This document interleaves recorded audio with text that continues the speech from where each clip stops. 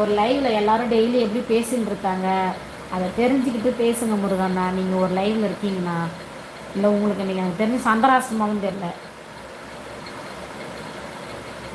இன்றைக்கி நான் தான் கிடைச்சேன் உங்களுக்கு காமெடி பண்ணுறதுக்கு. கொளுத்தி போடுங்க ஓடு. இன்றைக்கி நான் கிடைச்சேன்னா உங்களுக்கு காமெடி பண்ணுறதுக்கு கொளுத்தி போடுங்க. அண்ணா முருகண்ணா தயவுசெய்து எந்த கமெண்ட்டு போடுவாண்ணா. நீங்கள் விடுங்க அண்ணா தயவுசெய்து.